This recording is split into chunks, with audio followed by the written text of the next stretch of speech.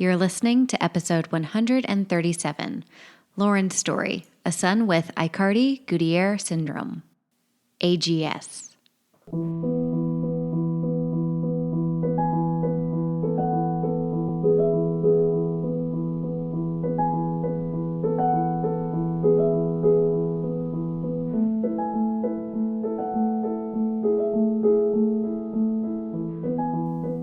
Hello, my friends. I hope that you're doing well. I am here on a Monday morning with my kids at school, and it feels so good. I'm not going to lie. They have been in school for about 4 days now. I'm down in South Austin and near a town called Dripping Springs, and we have a little school in our neighborhood, and finally, my kids are in the same place, so there's one drop-off for us, and there's something about that just feels like a win. Such a win to have my kids in one school, in one place, and the fact that I am at home right now talking with you, I'm just so grateful. I'm also grateful because I get to introduce you to Lauren today. Man, I have just been not okay when I'm recording these podcast episodes. And the reason for that is these parents, specifically Lauren, who I'm getting to chat with, are just changing my perspective. And every time I talk with another parent, I'm just growing and growing, not only as a child life specialist, but just as a human in the world. When Lauren wrote to me, one of the things she said is that she thought, first of all, that raising a child with any kind of special needs just wasn't going to happen to her, right? It's like kind of one of those things that you're just like, this won't happen to me. And then it does. And then her misconception was that she thought that raising a child who had a lot of medical and special needs was just going to be sad all the time. And through a lot of work on herself and in her life and her relationships, she found a real opportunity in a life coach that kind of changed the trajectory of her life for her, not only in her relationships with her kids and her family and herself, but just moving forward, totally switched gears. So I'm so excited to share my story with Lauren with you, and I'm so grateful that you're here today. And every single time you tune in to listen to another parent's story who so bravely shares so that others can feel less alone in their time. So I'm glad you're here. I'm Katie, and I hope you enjoy our conversation. Okay, really quick before we jump into the conversation. If you are a child life specialist and you are certified and you like cool people and you like to get really affordable PDUs and you love to share information and resources because you don't want to reinvent the wheel, then you need to come join us in the Child Life Circle community. We are child life specialists who not only chat on forums and share information, but we get really cool webinars from community organizations and also access to PDUs. So it is $14.99 a month until the end of October. So come in and join us, be a founding member, get to know us. We hope to see you. You can visit childlifeoncall.com, click on Child Life Circle to learn more information, including a letter to give to your employer to see if they can pay for your memberships. So, okay, join us there and we hope to see you. All right, I am Lauren Lowry. I am a mom from Oklahoma. Me and my husband, we live kind of on a small ranch. My husband trains horses. We have cattle. We have 2 kids. I have Leo. He is 6 years old, and then I have Kimber, who actually adopted last year, and she is 5. Oh my goodness, so you got your boy and your girl and your horses, and I love all that. So I'm just curious about being a ranch family now. Have you always been like a country girl, and so you knew you would enjoy that kind of in your adult life? Yes, I grew up in a very similar kind of life. So it was very natural. It's something I always wanted for my future. It's something I always wanted for my family. So it worked very well for what my husband does. I think that may be why we ended up getting married. Not the whole reason. I mean, we'll make it count. Like that's definitely a part. Yep. You have to find somebody who fits the lifestyle you want. Absolutely. Well, tell us a little bit about the time leading up to finding out something was different with your son, and what that process was like for you. Yeah. So when Leo was born, we didn't know anything was wrong. We had a very normal pregnancy, and he was born a few weeks early. I think I was 36 weeks along. So we thought everything was going to be fine. Labor didn't go so great, ended up having to have a C-section. And we knew, I would say maybe that next day, we kind of just had a gut feeling that something wasn't right. We had a lot of feeding issues. He had kind of some odd movements, kind of jerking movements where his arms would go out. And, the doctors reassured us, we're just new parents. You're just worried. There's nothing wrong. There was just some signs. There was some odd blood work results. They're like, that's kind of weird, or, this, but it's no big deal. They kept telling us that, even though, and we were in the hospital for about a week after giving birth, just because of just weird little things here and there. And eventually, he couldn't keep his temperature up. That's what it was. And they eventually sent us home. And one of the nurses, actually, I hope I don't get anyone in trouble. I don't think I will. But No. she actually told us, as we were kind of getting ready to leave, she goes, I'm not supposed to say anything. This is not my place. But if I was you, I would leave here and go to the children's hospital immediately. She apparently agreed with us that something just wasn't right. So we did that. We went from one hospital to the next. We did request a transfer. They denied it. So we just pretty much got in the car and went to the next hospital, which is about an hour and a half, 2 hours away from where we live. And immediately they're like, absolutely, there's something not right. And things just kind of snowballed from there. Oh my gosh. Do you like simultaneously want to hug that nurse and then like relief, but also worry and despair and like all of those things that go into that nurse validating you? What do you think you would have gone to the hospital that soon had she not said something? Maybe not that soon, but I think it would have been, pretty soon, at least within a few weeks. So. Tell us a little bit about getting to that next hospital and what you discovered there and how you were feeling having just gone through a C-section. Yeah, I felt awful. I mean, physically, emotionally. We were new parents, so you add all of that on top of it all. Feeding issues. So I was pumping, trying to do that every 2 hours because he would not latch. We had all those issues. So it was all of the new mom stuff plus the worry of what's going on. And honestly, I cannot remember what was going on at the hospital, why they admitted us so quickly. It's kind of very much a blur, right? You kind of almost block out some of those things. But we were at that hospital for several weeks, and we weren't in the NICU because he was not born there. He was not premature. He was not anything like that. It was really just like a hospital stay of trying to figure out what was going on.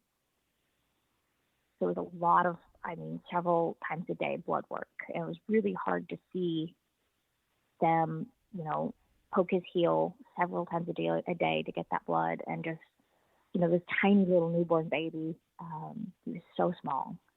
And just, it was hard. It was very stressful. And it was a really hard time.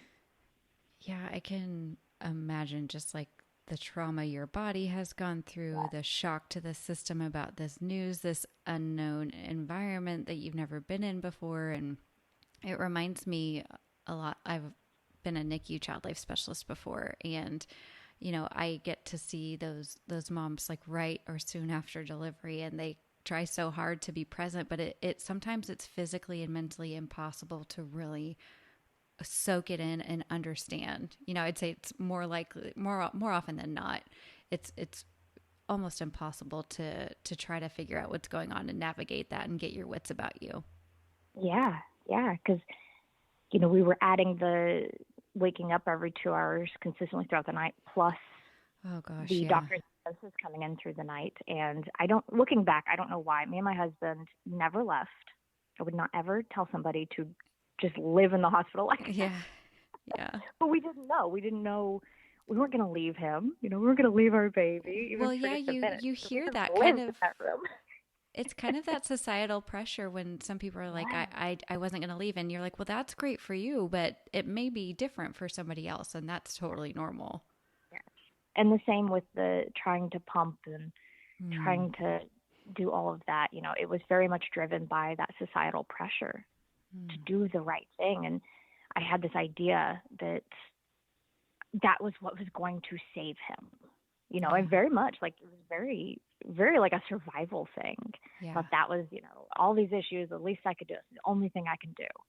I know. And what I thought was a very good thing I was doing, looking back, I can see now that it was very, very much adding to the stress and the hardness of it all. Wow. I think you've just given a lot of parents permission Yeah. to just maybe rethink or put a pause on that, because I think a lot of us as moms especially kind of have that maybe instinct to do whatever we can, but looking back you can say maybe the do whatever we can is get 8 hours of sleep. And so you Yes, can I would have. contribute during the day. Yes, I would have shown up so much better had I not tried to, meet that idea that I thought I needed to meet. Yeah. Yeah. Well, thank you so much for bringing that up. I think that's really important. And for healthcare workers to hear too, it's like, are we pushing this too hard? Are we asking? And maybe the intention is not to put pressure, but maybe it is. Yeah. And maybe we should be asking about sleep as much as we're asking about pumped breast milk on Yes. behalf of the mom. Yes. So you were Um, in the new children's hospital and running tests and all that blood work. And what did you guys find out? And what eventually, happened while you were there? And how did you get home? yeah. So we found out a lot of nothing. Mhm. It was a lot. It opened up more questions than answers. The more tests we did, the more questions everybody had of what is this? Because there was just some odd things. He had a brain bleed, and they're like, "Well, are you sure you didn't have something happen whenever you're pregnant?" I was like, "No, nothing that I know of. Are you sure you weren't sick in your pregnancy?" I was like, "Nope, never did get sick." And they asked all kinds of things. Well, maybe you had your dates wrong because he's presenting like he is 30 weeks versus 36 weeks. Like, you must have your dates wrong. I was like, nope. I know I'm like clockwork. So it just brought up more questions. I had a brain bleed, which was odd. He had just very odd blood work that would literally change from day to day. His temperature was all over the place. One minute he would have a fever, the next minute he couldn't keep his temperature up, literally within a 10-minute span. Mm. So it was like he was just going haywire, this little tiny baby. And he was very, very fussy, just always cried. He had to be held at all times, or he would just scream and cry. So they did several tests. I think they ended up doing an MRI, and they saw that the myelination, which is the white matter of his brain, so the myelin sheath, it coats each thing, in his brain, little neuron pathways. They found that wasn't quite formed where it should be, which is normal for a preemie baby. Maybe he was younger than they thought, but we knew their dates weren't wrong. So they just started doing some genetic testing for all different things, and they were very much stumped. I think they eventually just sent us home and said, well, maybe he'll grow out of it. Maybe it's nothing. And I even remember one of the physicians at the hospital, when she was telling us this, that, the myelin is not formed as it should be. I mean, she was crying as she was telling us this. It's the only time I've ever seen a doctor cry. And I think it was really important that she let herself feel that, because it wasn't, a lot of people were just telling us, oh, he'll grow out of it. He'll grow out of it. It'll be okay. And while hope is not a bad thing, hope is not a bad thing at all, but she was real with us. And she allowed us to feel those emotions that, yes, you're right. Something's not right here. Something is wrong. So, Do yeah. you do you think that her crying, I just wonder, did that allow you to feel safer, or did you feel more scared, or how did you guys take that? You would think that we would feel more scared, but we felt safer. Mm, It was, I mean, what she was telling us was awful. right. Of course, we had that fear that was added there, but it made us feel safe because we almost felt like we were just almost, you get the idea of like, are we making this up? But we have Right. all these tests that say we aren't making this up, but everybody's Mm, telling us that everything's, oh, it'll be okay. It's like, well, it's not okay. And it's okay that it's not okay. mm. Oh my It's okay goodness. to fall apart. Yeah, it's, when you get that kind of news, like you're grasping for a human to human connection Yeah, in that moment, yeah, not necessarily text from a medical book. absolutely. And when somebody gives you that, it can be really validating. You don't want them to be breaking down, but that human component it can be a game changer. Yes, and it was. It absolutely was.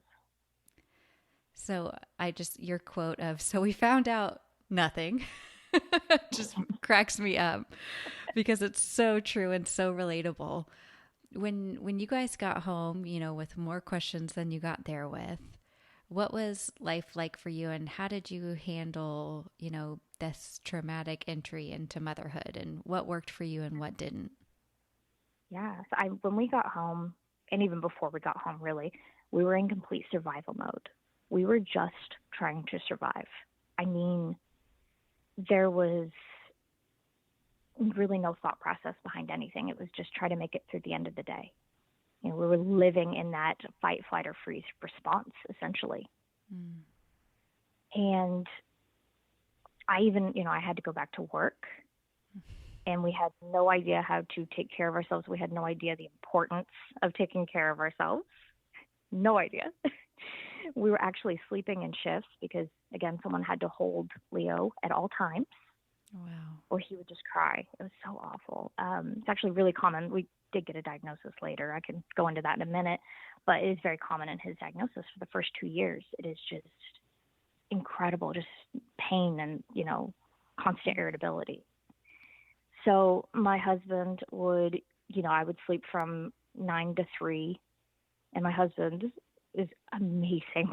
Like I won the lottery over here Mm. because he would always let me sleep past what I was supposed to, so that he would stay up with Leo. And yes, but then he would, wake me up and we would switch, and he would get a couple hours of sleep, or I got several hours of sleep sometimes. But Oh. yeah, It's like so that's the kind of dad you want for Leo. Like I you picked a good absolutely, one. I did. Yeah. So it was a lot because, yeah, I was working and we were just trying to figure out what was going on still. Of course, I would lay awake when I was supposed to be sleeping. I would just lay awake and scroll on the internet for all kinds of bad things, trying to figure out Yes. what it was, trying to play doctor, trying to diagnose my own child. Yeah. And it was this constant story of what could be wrong, and sometimes I would swear, I know what it is. And I would look at all of the symptoms of it, and I'm like, no, that's not it. I would Yeah. even compare it to his lab work. I mean, it became almost like an obsession trying to self-diagnose my child. Oh And gosh. we were in and out of the hospital. I mean, we had hospital stays, it seemed like every month. We'd have to end up back in the hospital for some weird thing again. Um, it was kind of off and on of when Leo would just stop eating. He wasn't gaining any weight. I think at 6 months old, he weighed 10 pounds. Mm. So he's very tiny, very failure to thrive. So, of course, you have the guilt that comes with that. What am I doing wrong? Leading that back to, it's because I'm not pumping enough. I'm not Right. eating. The It's breast not milk enough isn't fat. this or enough. The Yeah. breast milk, right? Yes. So had all that guilt that I was adding onto myself about it all. And finally, on one of those hospital stays, Leo just stopped eating. I mean, he just completely would not take a bottle at all. And one of the hospital stays, they did a swallow study. I think he was about 6 months old, actually. And they determined that, oh, yep, he's aspirating everything. It's going directly into his lungs. Oh. Here's your ticket to the hospital stay. Welcome. Oh Here's an my NG tube. gosh. So, yes. And, you know, you never think about like, oh, the last time I'll ever feed my child a bottle, or last time I'll ever feed my child, period, by mouth. Yeah. Oh. But that's something that we definitely went through. Oh my gosh, poor buddy. Like, so much to endure and what you guys have gone through. Goodness. We'll be right back. If you have ever wondered where you could get those cloth dolls that Child Life Specialists use with kids for medical education or sending home to siblings or to draw on for therapeutic activities, then you don't have to wonder any longer, because our friends at Smile Makers have decided to now sell these amazing cloth dolls for a very affordable price. I know that when I was in the hospital, I would have to rely on a volunteer network to then give us the dolls, which was really nice, but I had to wait a lot of times. Like, I would need a doll now and I wasn't able to get it. So this is a great place to be able to go get your procedure dolls at smilemakers.com. And y'all, they have 3 different skin tones for these cloth procedure dolls. In addition, you can actually buy a procedure doll prep bundle that comes with fabric markers. This is a fabulous way to do your medical teaching, to help siblings feel involved, to get kids creative, to do a lot of teaching about different diagnoses. And so go to smilemakers.com so you can get your cloth dolls as soon as possible before they run out. And when you go to that checkout to get your cloth dolls, also type in OnCall20 and you will get 20% off your entire order. So not just the cloth dolls. So if you get a bundle for Child Life Specialists, if you get a piece of furniture, if you get one of their really cool toys and prizes, or you order a large sticker order from them, OnCall20 gets you 20% off your whole order. That's smilemakers.com, code OnCall20 to get 20% off. So you got the swallow study answer, your ticket to hospital. I like how you explain that too. I keep coming back to like, it seems like the medical team keeps saying like, are you sure you don't have this right? Are you sure you don't have that right? Mm-hmm. And you're like, I'm mom. Like, I know more Yeah. about the booger that has been in his nose for 2 days than, you know, like, I'm not getting this wrong. Exactly. So, And they tested me for drug use even, which I'm more than happy. I was like, sure. I mean, I absolutely have not, I've not protected anything like that. But they were just so sure that it was on us, it seemed like, because they could not figure out what it was. But they were doing their jobs. I'm not angry about it. They were doing their jobs. Yeah. Okay. I mean, I'm like, my mouth is open. Like, wow. Yeah. I've had to do a lot of work to get to that point of they were doing their jobs, because I would hope that they would question everything for my child. Sure. So, but yeah, there was a lot of anger around that. Yeah. Okay. I like where you got. Okay. Maybe I'll get there, after listening to your story a few times, but I'm still mad. Yeah. It took several years. Don't get me wrong. Okay. Hard work.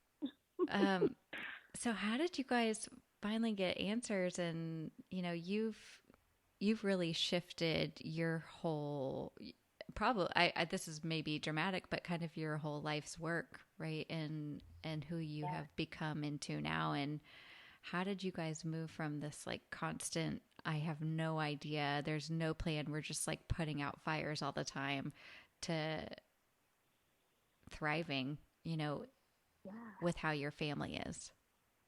Yeah, that's a perfect way to put it. Surviving to thriving. I mean, but so in that hospital stay where we did get the G tube placed, because the NG tube, he did not, it didn't work. It made him gag and everything. So we had to have the G tube pretty much immediately placed. And actually in that hospital stay, we were there for several weeks again. And they actually came to us and said, hey, we need to do a full, I believe it's called a genome sequencing. Someone's in genetics. I apologize if that's not the correct term, but a full sequencing test where they look at everything. And said usually there is a 2-year, right now there's a 2-year wait list for this in Oklahoma, because it's a rural area out here. specialists and things like that are not abundant in healthcare, to say it nicely. So 2-year wait list, and I said, but since you're in the hospital, we can get this done immediately.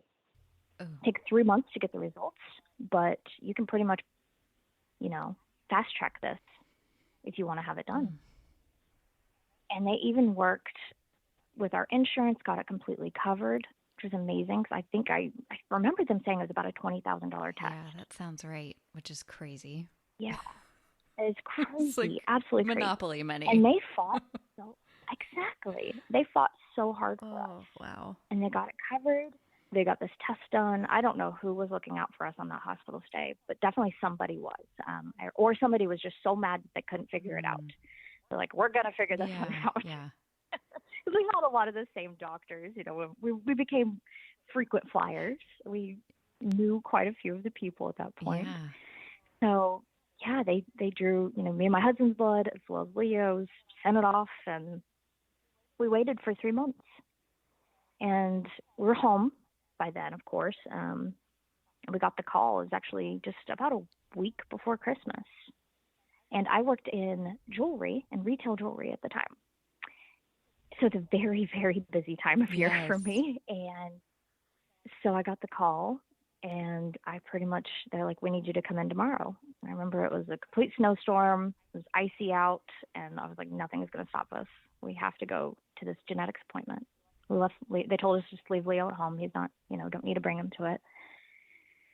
So, yeah, we drove there, and they put us in a tiny little room. There was the geneticist sitting across from us, and she handed us what looked like a paper printed off of Google and said, your child has Aicardi-Goutieres Syndrome, and there's about 400 cases known worldwide. Several types. He has the most severe. Just like a hammer. We talked about how that one physician, that one doctor that had so much emotion and allowed us to be, she didn't fall apart, but she was human. And here we were on the flip side of it, getting the worst news that anybody could ever hear. And it was just so cold.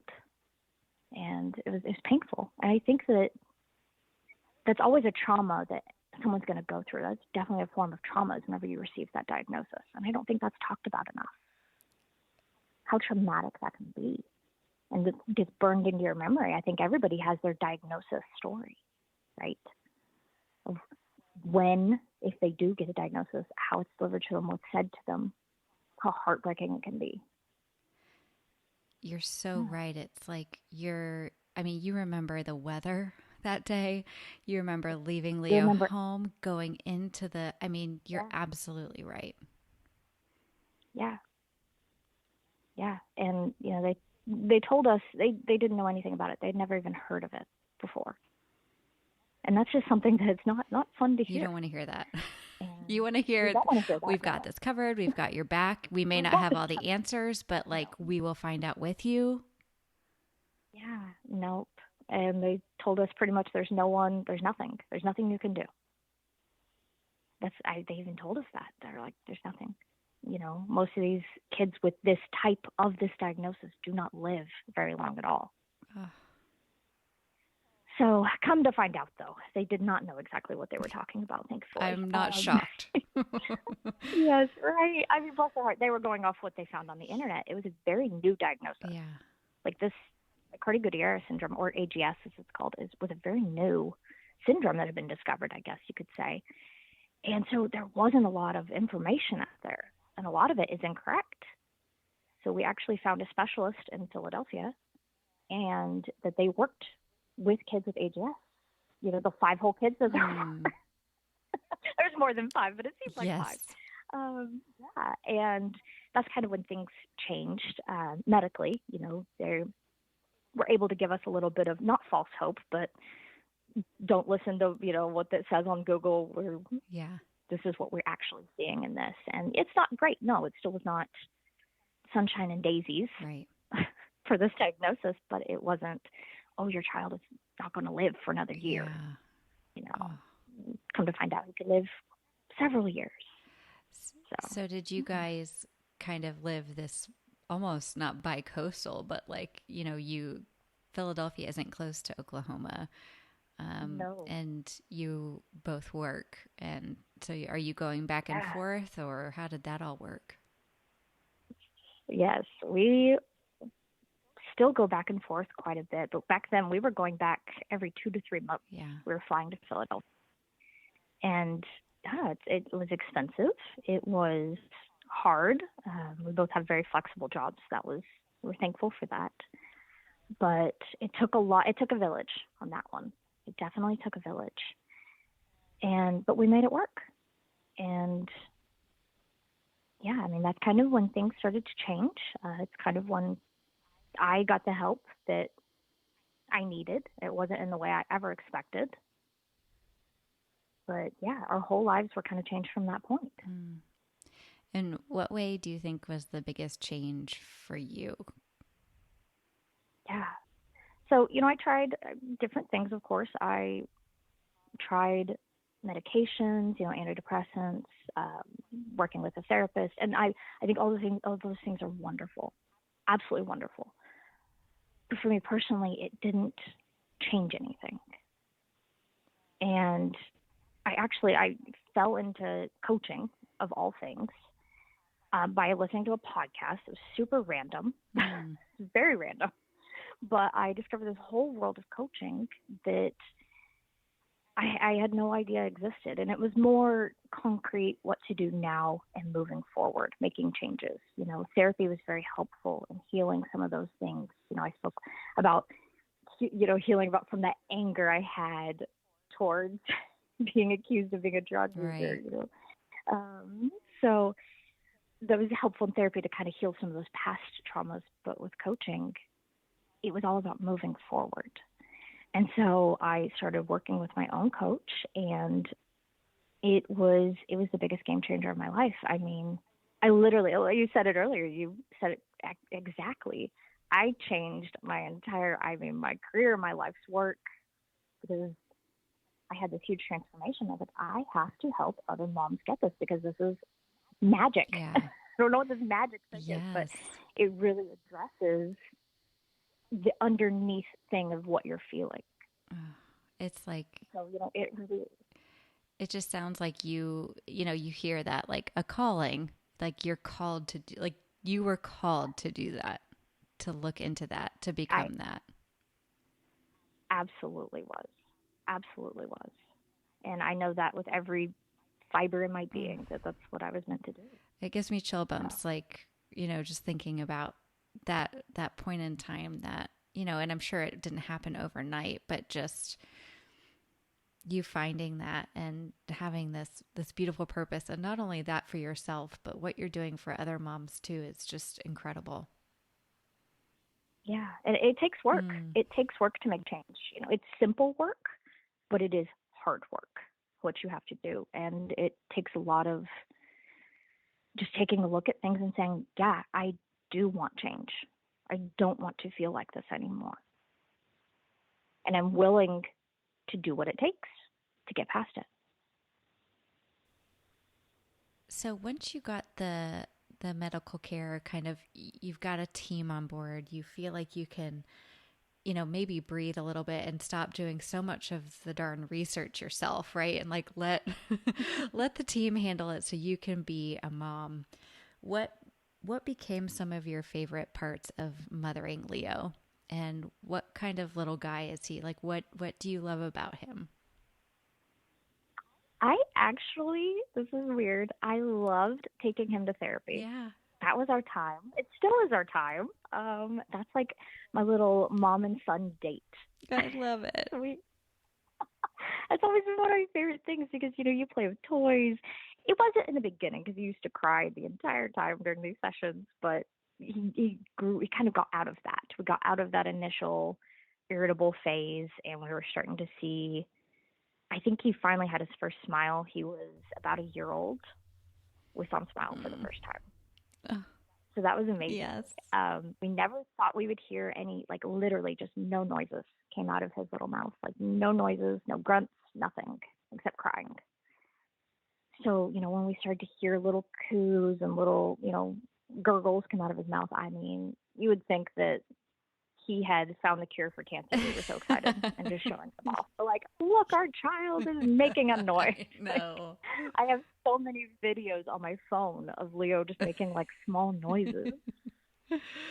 Now he just chats up a storm almost, you know. Yeah. It's not. Oh, that's so So, but special. yeah, he is the cuddliest child, though. I mean, we always make the joke that Leo's whole goal in life is to be held by somebody I love that. because he will do anything. I mean, that is his love language. You know, he wants that. That's his reward in therapy, is if he does good. You know, he gets the therapist to hold and snuggle him, and he just loves it. He just melts into you. Oh my goodness. It's like he's so smart. He was doing that the whole first 2 years and he succeeded. Like he got y'all to Yeah, sleep in he shifts. did. He was like, this is what I want. Exactly. Oh no, he knows how to, and now it's funny because he knows how to get his way. Yeah. Doesn't use crying necessarily, but he knows how to get his way, and it's Oh, oh hilarious my gosh. to see the little like smirk on his face whenever he gets Yeah. it. Like, Oh, I love that. Um, so tell us a little bit about, your business now, how you work with other moms, and maybe one of the I think you've given already a lot of great advice, especially in your, perspective from looking back. But how do you work with moms, and how would somebody get in touch with you, and if they're looking for something, what can you offer? yeah. So I work with moms one-on-one in coaching. So it is all virtual, via Zoom or over the phone. So anywhere in the country, even actually anywhere in the world, because I have had one international client, which is super fun. That's really cool. Did they have an But accent? it is. Oh, Yes, I mean that's it. I know. I love people with accents. Same. It's so fun.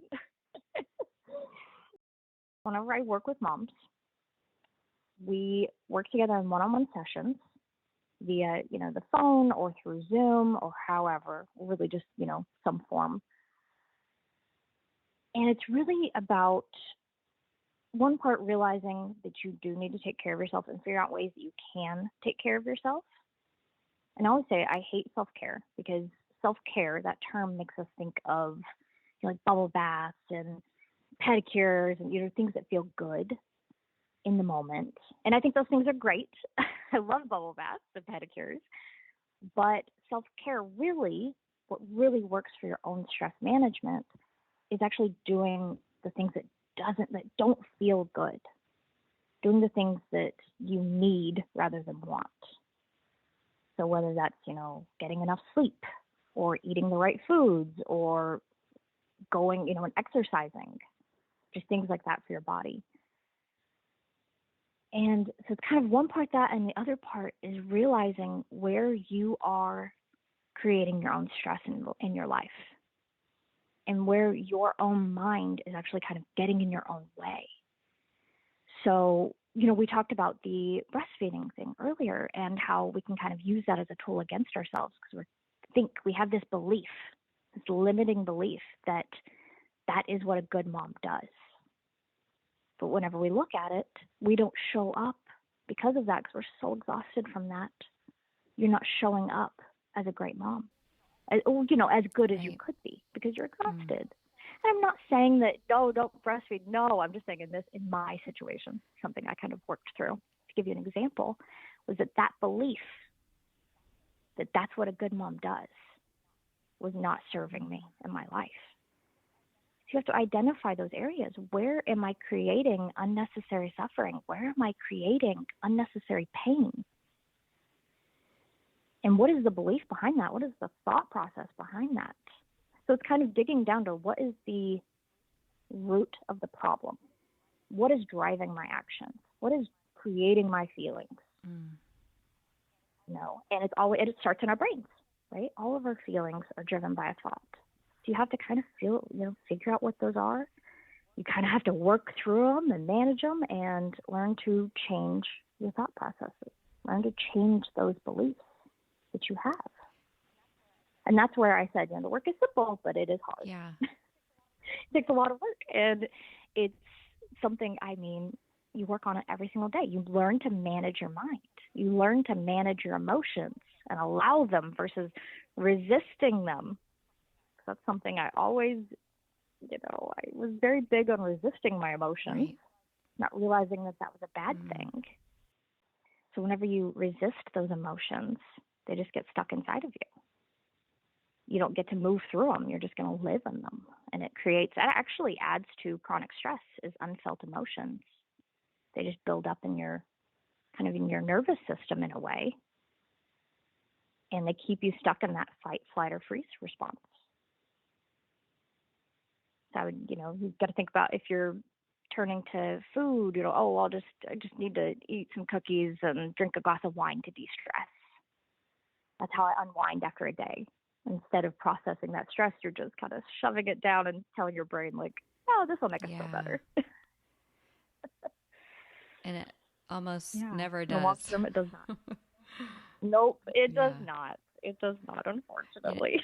As you're chatting and just talking a little bit about that, like that self, that inner voice that gets in our way, so this is ridiculous. Like now that I'm saying out loud and just talking about breastfeeding, but my first son, I left the field of child life to be a stay-at-home mom, and that's what I was going to do. And because I was going to do that, I was going to do it really freaking well, because that's just how I have to do it.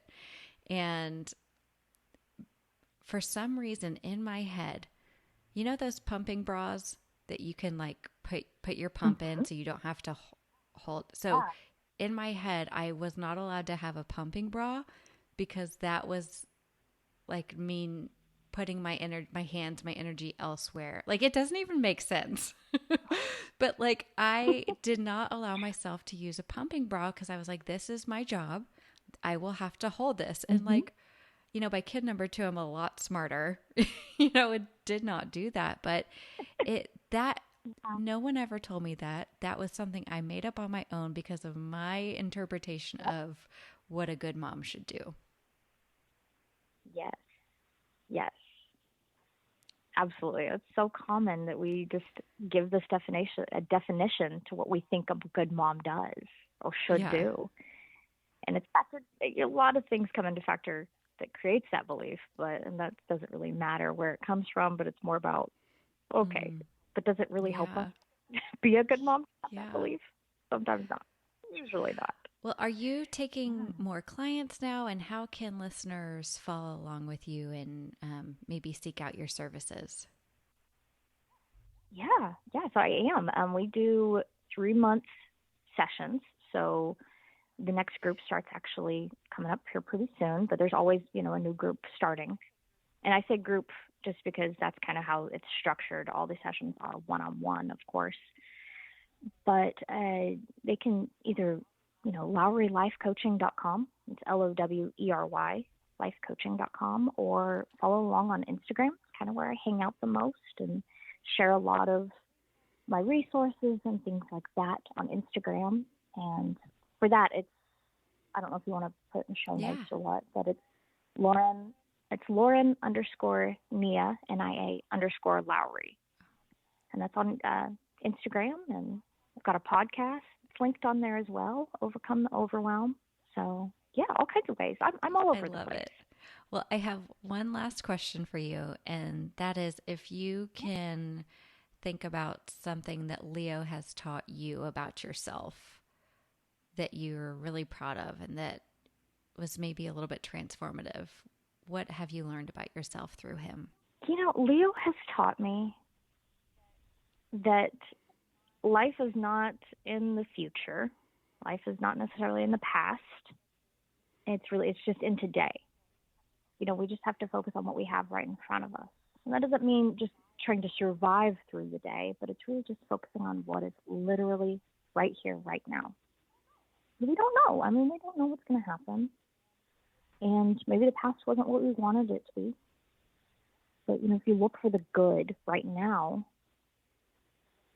you'll live a happier life. And I think that's something that's really been very helpful and has really just made me a happier person, is just focusing on the small things. I think we kind of sometimes get a brain fog in front of us, and we're we're so busy.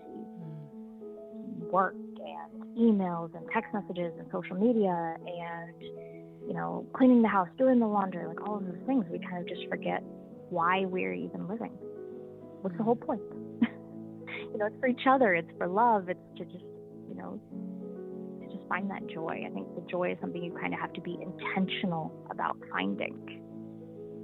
And Leo he does that, he's very quiet usually, and he can you just see him kind of looking around, just smiling, and he loves the small, simple things of life, like swinging outside. He loves to be outside. He loves music. Just the simple things of life make him so happy. I love that. That's what I've learned. It's just amazing. Well, thank you so much for sharing I know sometimes hard to share vulnerable things that you've been through, but you have given so much guidance and wisdom just by being who you are. So thank you for being here today. Thank you for having me. Thank you for listening to the Child Life On Call podcast. I'm your host, Katie Taylor, and you can follow us at Child Life On Call on Facebook, Twitter, and Instagram. Please rate and review to make it easier for other families to find us. We have cute merch available at www.bonfire.com/store/childlifeoncall, and you can listen to more episodes and find resources at childlifepodcast.com.